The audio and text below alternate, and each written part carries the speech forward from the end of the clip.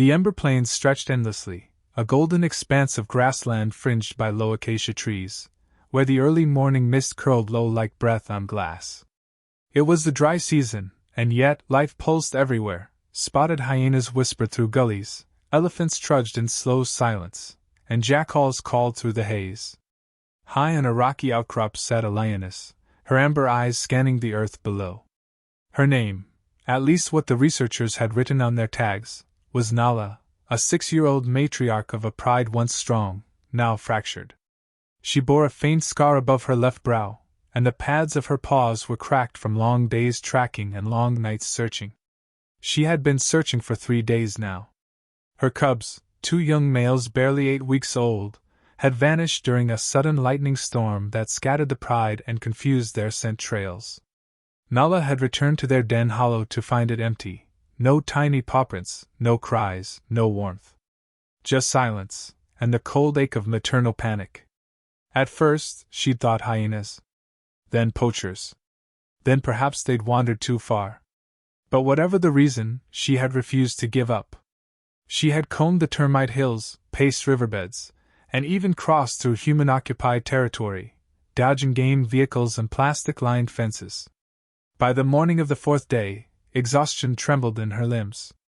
But she still searched. Far from Nala's perch, in a tangled strip of thorn bush near the old Merna gully, something stirred. It was not a lion cub. The creature was small, sleek, and trembling.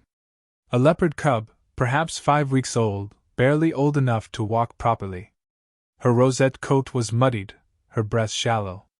One eye was half shut from swelling, likely a scratch or infection. She was alone.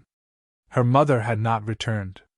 The cub had been hidden beneath a fallen log when a male leopard, likely sensing competition or unfamiliar scent, had killed her sibling and driven the mother away. In the chaos, she'd survived by accident, by being too small, too still, too tucked away to notice. But survival meant nothing without a mother. She cried, her voice rasping like brittle leaves. The sound scattered a flock of beaters nearby, but no mother came. Only hours later, a new scent reached her, a heavy one, dusted with musk and dry grass. The lioness. Nala hadn't meant to investigate. The cub's cry was not quite right, it wasn't her son's. But instinct pushed her forward. When she found the leopard cub, she froze. At first, she simply stared. Her ears tilted, jaw slack, mind caught between recognition and revulsion. This was not her kind. This was the other. The rival. Leopard scent had always meant danger to lion cubs, especially in fringe territories. But the cub didn't run. It didn't have the strength to. Instead, it mewed, soft, choked, barely audible now. One tiny paw twitched forward. Nala lowered her head, nostrils flaring. She could smell the infection. The blood. The desperation. She blinked slowly, once. Twice. And then, to no one's witness but the sky and the dust and the wind, she made a decision no lioness should have made. She leaned down and gently picked up the leopard cub by the scruff. At Ember Plains Research Station, 42-year-old wildlife biologist Dr. Elaine Rowe had just begun reviewing camera trap footage from the Northeast Corridor. She had been studying maternal behaviors in lions for over 15 years. She had seen lionesses raise cubs that weren't theirs, even occasionally tolerate cheetah cubs near watering holes. But what the next clip showed made her sit upright, coffee forgotten.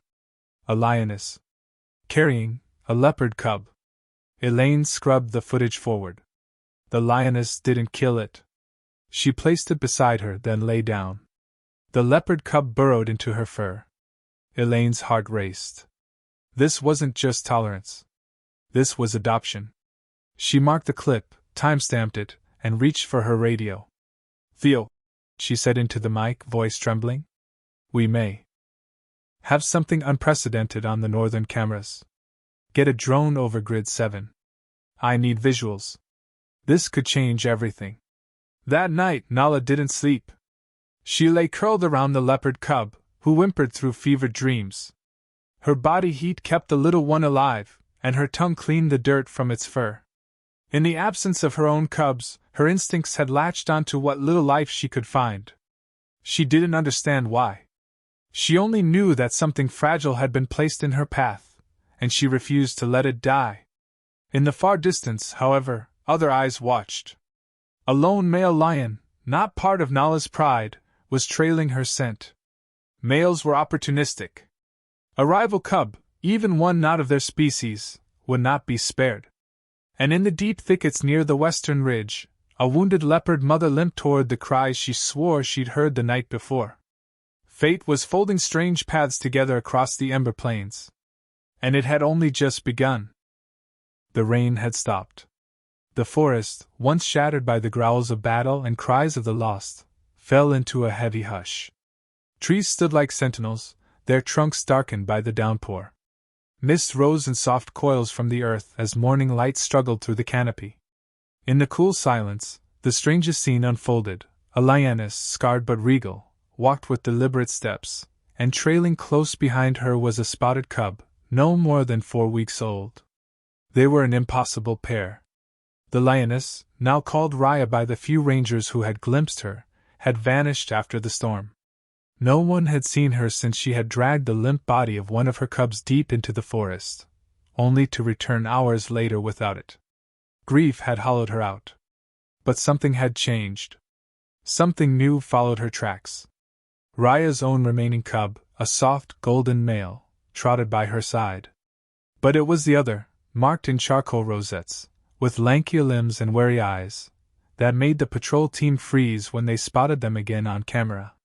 "What in God's name, is that a leopard cub?" whispered Eliza Benton, a 34-year-old field biologist, watching from the ranger outpost as the footage played back. They reviewed it again. No doubt. The footage was real. A lioness, this lioness, was not just tolerating a leopard cub. She was raising it. It defied everything they knew. "Must have lost its mother in the floods," muttered Jonah, a grizzled vet who had worked the Zambian corridors for 2 decades. "But why didn't she kill it?" No one had an answer. The next few weeks were filled with tension.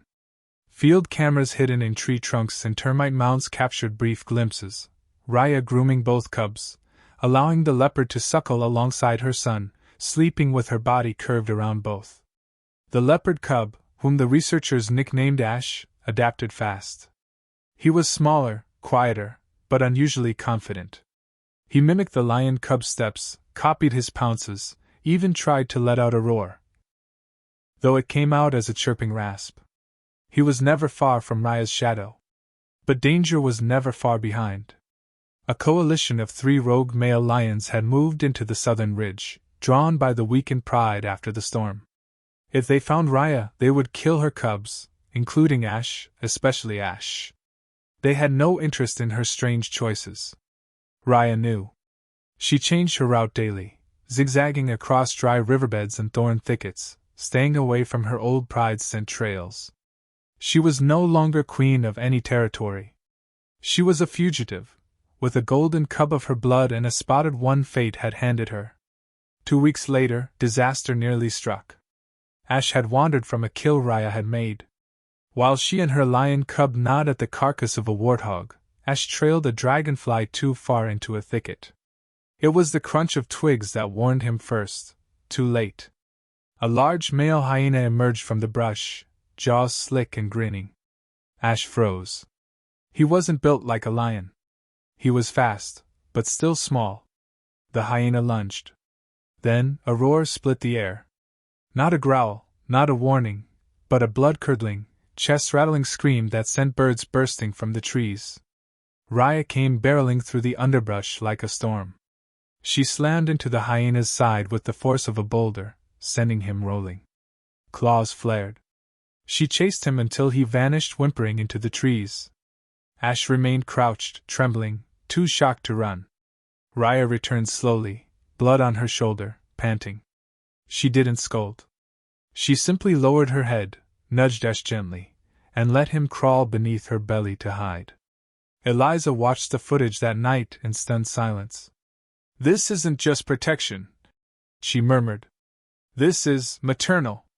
Jonah nodded quietly. "She's accepted him. Fully."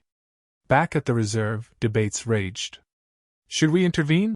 One board member asked during a strategy call.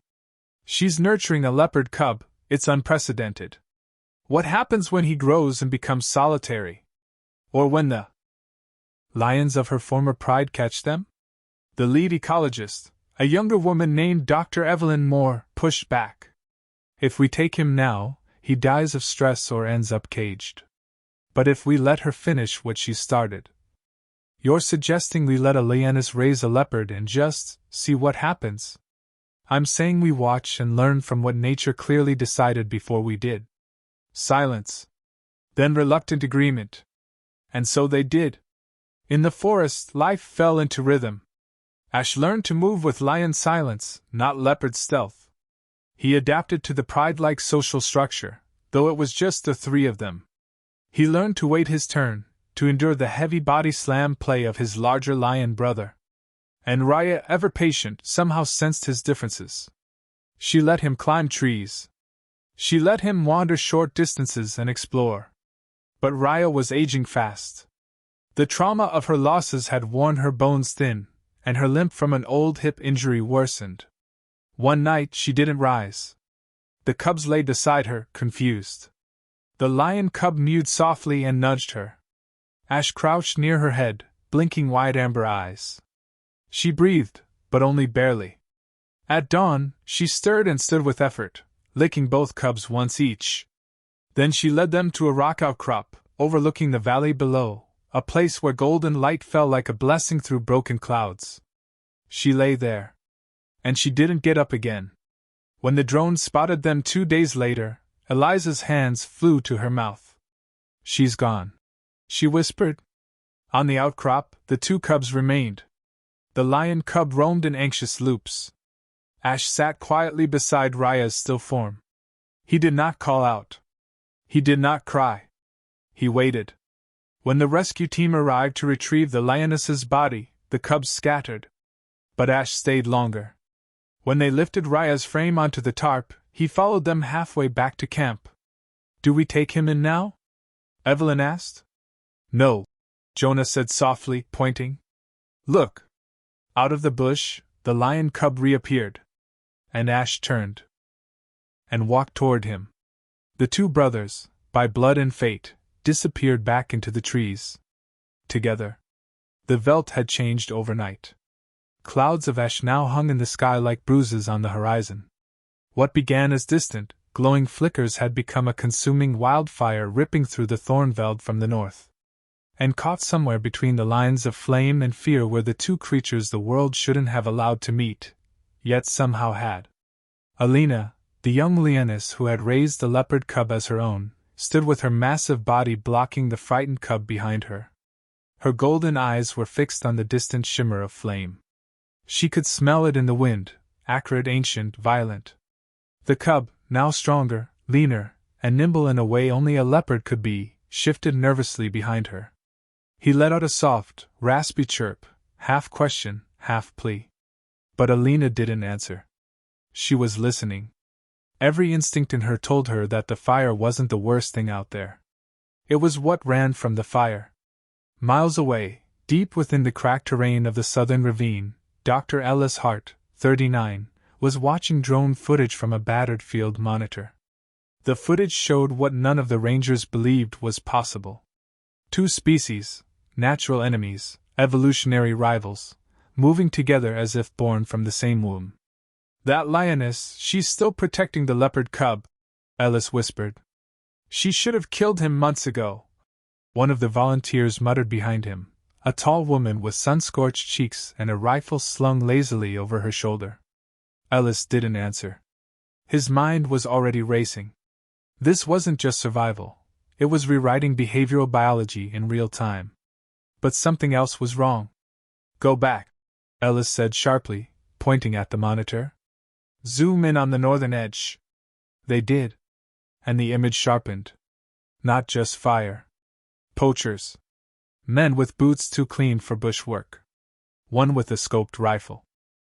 Another with bolt cutters. And one with a tranquilizer dart gun, crouched behind burned brush. Damn it, Ellis hissed. They're after her. And the cub? Alina didn't know what the word, poacher, meant. But she had seen the glint of something unnatural in the trees earlier that morning. Something that didn't belong. She'd seen it once before, when her sister never came back. That same flicker of glass and metal. Now, she felt the world pressing in. The fire on one side, the men on the other, and the cub behind her, still breathing in that wild, shallow rhythm he had from birth. She nudged him. Firmly. Toward the ravine. The cub didn't want to move. But then a sound cracked through the air. A gunshot. Not aimed. Just meant to intimidate. The lioness snarled. Low.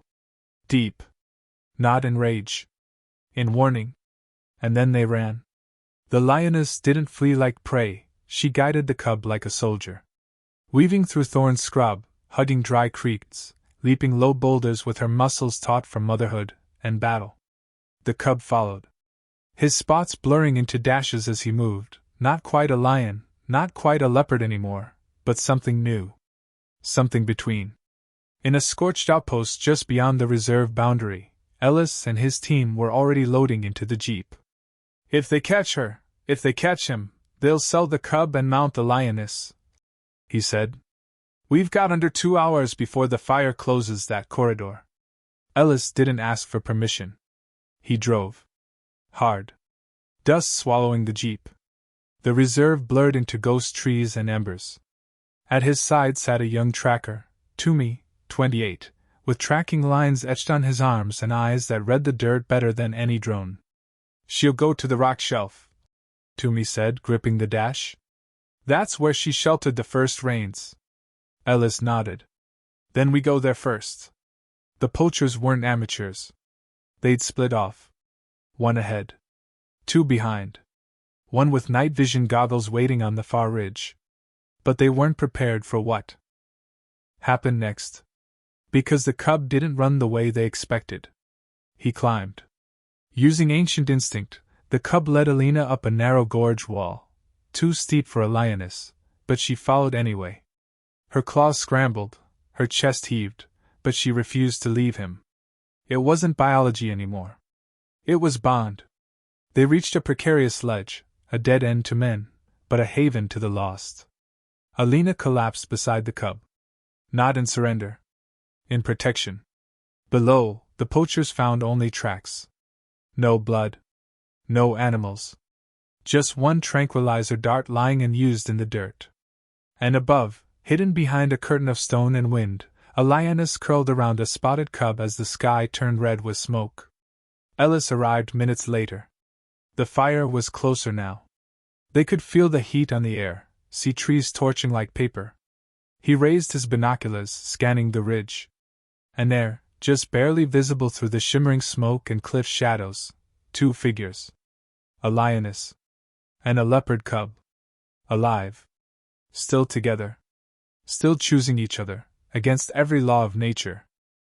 The wind didn't whisper anymore. It screamed. Ash snowed from the heavens like ghosts trying to return to earth. The ridge where Alina and the cub huddled had turned into a furnace ledge, the rocks beneath them pulsing with heat. Below, the fire crackled like a monster chewing through bone. It didn't move in lines anymore, it leapt. Exploded. Hunted.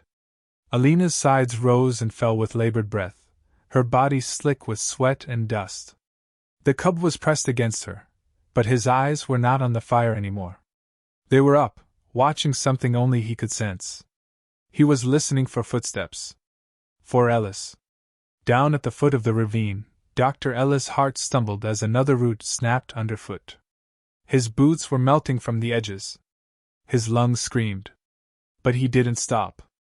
Toomey, how much farther? He shouted. The younger man ahead of him didn't answer. He just pointed, up toward the ledge. There. 2 silhouettes. Ellis raised his flare gun and fired. A burst of red bloomed in the smoke. A signal. A prayer. Alina didn't flinch. But the cub did. His ears twitched. His body tensed. And slowly, hesitantly, he moved toward the edge. He could smell him. That strange-smelling human who never hurt, never chased. The one whose voice had trembled with something the cub had no name for, but somehow understood. Ellis. The cub crouched. Not to hide, but to leap. Alina saw it. And for a moment she rose, not to block him, but to look him in the eye. And then, she did something no one watching would ever forget. She nuzzled him. Not the way lions nuzzle their cubs in sleep. The way they say goodbye before a hunt. Then she stepped back. The cub leapt. Not with a predator's grace, but with the unsteady momentum of something still torn between two worlds. His paws struck gravel. He rolled. Then rose, panting, and looked behind him. But Alina hadn't followed. She stayed. She turned, not toward the humans, but toward the flames. No, Ellis breathed. She's not running. She wasn't. She was luring. Alina bolted toward the opposite ridge, not in panic, but purpose. Away from the cub. Away from the humans. Straight toward the poachers circling back through the lower brush. Ellis understood too late. She was drawing them off. The first poacher spotted her silhouette and fired blindly. Missed. The lioness didn't stop. She roared, not the call of hunger or anger, but of defiance. Of a mother refusing to let them win.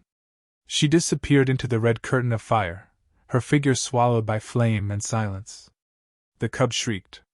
It wasn't a roar. It wasn't even a growl. It was heartbreak. Raw, strangled, instinctive. He bolted toward the flames. But Ellis caught him mid-stride. No, no, hey, hey, he gasped, wrapping his arms around the writhing bundle of spots and fury. But the cub bit. Scratched. Not to kill, just to escape. To go back. To go after her. A blast rocked the hillside. A tree collapsed in the distance, throwing up a wall of sparks.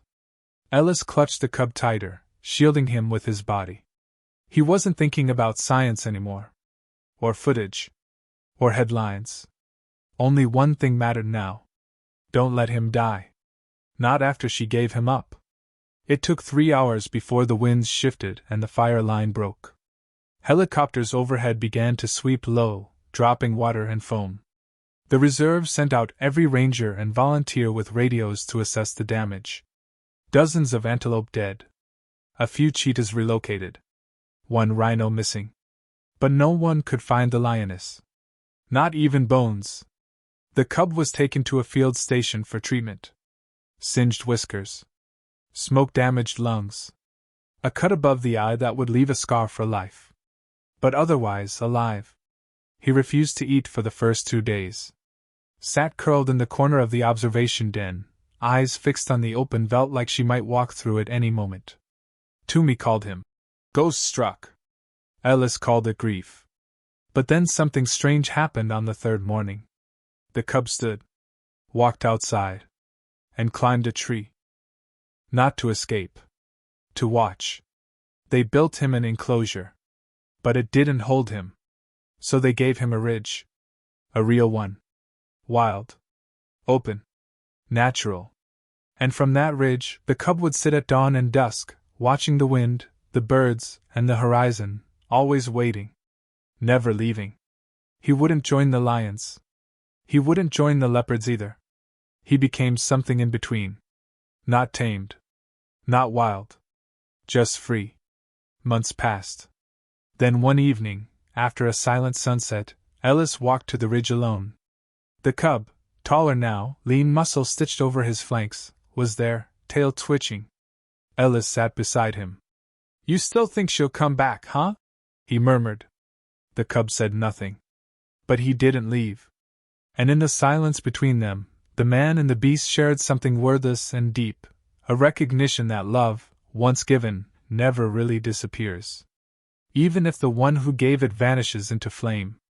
3 miles from the sanctuary, beneath a scorched tree on a quiet rise, a ranger found something in the soil. A lioness's skull. Cracked. Old. Curled beside it, embedded in the dirt, was a single leopard whisker.